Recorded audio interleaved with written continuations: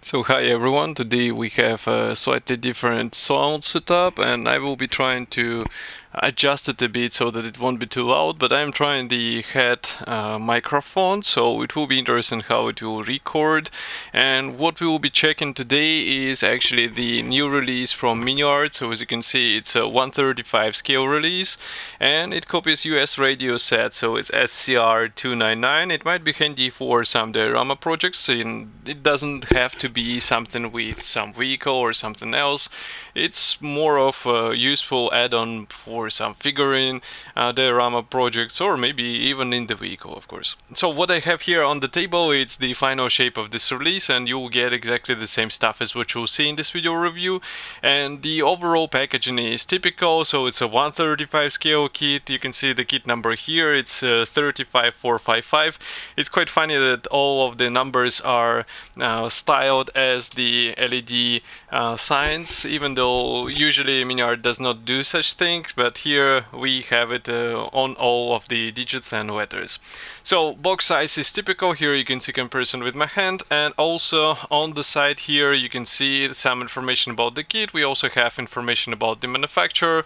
And on the opposite side you can see 3 other kits which I reviewed as well, so in case you are interested you can find them easily on the same YouTube channel which you are watching at the moment. And by the way, note here that the decals are coming from cartograph, so we shouldn't be worried about any printing quality issues.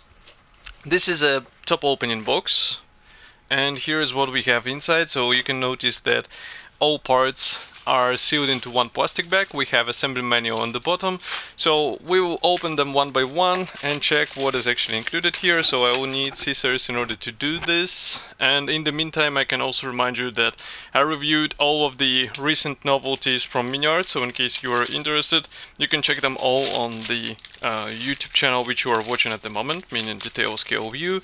And of course you can support me with the small donation, because all of the donations are very useful in order to upgrade the equipment which I'm shooting on, or maybe just to get some new kit which I'm otherwise unable to review. So with your help I'm usually getting some interesting things as well. So first of all, we had decals on the tops of the box or of the package, so that's why I will show you first the decals. As you remember, they are coming from cartograph, so printing quality looks really good. We have a lot of white writings here, and the symbols are not that huge. Here you can see comparison with my hand, so it's better to have some sharp tweezers in order to carefully apply them on your build. Next we have the envelope with very tiny PE thread, so I'm just opening it right now, and here it is. Obviously all of these parts will be used for assembly, and I think they are very useful for some tiny features which otherwise you are unable to copy with the plastic. So definitely a useful thing, even though again you can notice the size. So without the tweezers it's almost impossible to get this on the right spot, at least in my opinion. Maybe some people are so nicely coordinated with their fingers so they will be able to place it, but not me. So here we continue with the first gray plastic sprue. I will zoom out a bit, and you can see that here we have the panels for this radio stations, also for the table, and also for some additional equipment. So we have quite simple parts division, because all of those are basically the boxer structure, so that's why you have them separated into several panels which should be combined together. And if I flip it over, here inside we have the guiding elements, so it should be easy to combine all of this stuff together. And if you wonder about the external features, I will just zoom in so that you can check all of this stuff a bit closer. In my opinion, this is very nice detailing out of the box. Obviously it will also benefit from some paint work, and of course it's better to find some credible references so that you can try to replicate it on your build as well. Next we have this sprue GB. So here we continue with more equipment, and frankly speaking I'm not sure where this one will go, probably for the table with equipment. I can zoom in a bit and now you can see it a bit closer. So overall quality looks fine, attachment points are thin, maybe some of the surface details, for example here, they could be a bit more prominent, but I think it's easily fixable with a sharp knife if you would like to. In my opinion it should be also okay for a standard project. And here you can notice that the wrinkles, they look quite quite convincing for the scale. So again, it will benefit from some pre-shading done, but I think that's pretty much all you can do here. And again, from the opposite side, you can see the guiding elements, which is very useful. And what is also worth noting is that we do not have any seams or flash on those parts, which is really nice, because some others were asking to confirm if such releases from Miniart are actually coming clean, unlike the figurine parts. I'm not sure why we keep getting such result or finish on the figurine sets, but we get what we get, so you have to deal with it. But here, as you can see, everything very nice. Here we continue with the drawers, so these ones are also have the separate doors, as far as you can see. I would like to check the assembly manual prior to this.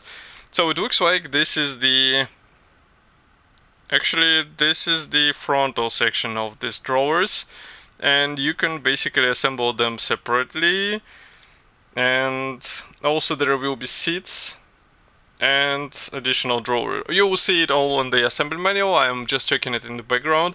But what I like is that these parts are actually molded as one-piece parts, so you don't have to combine them in order to get this slightly angular assembly or styling of the joining of these panels. And also note that we have these circular parts. They are used for the cable loops, and here from the opposite side you can see that they are also nicely detailed, so they're not empty.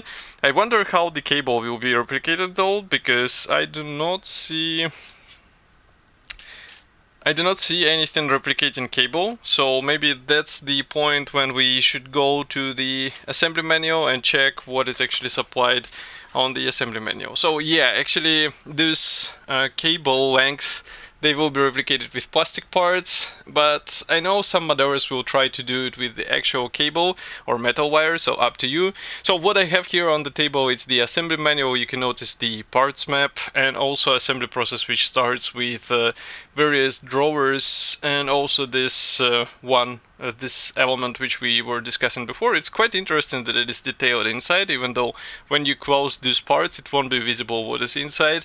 Next we continue with the radio equipment, and you can also see the phone, for example, and here you can see the seat being assembled and how everything looks once you get everything together. So here we have the simple marking guide, but as I said, if you would like to get a bit more realistic appearance, maybe it's worth checking some reference material on how those items looked like in real life. Maybe it will give you also some weathering ideas, or maybe even some assembly ideas and how to combine the figurine together, maybe some interesting diorama project as well. So overall we have a quite useful for diorama builders set, and it should be already available, so in case you would like to get it ASAP, you can get it on Madinimax.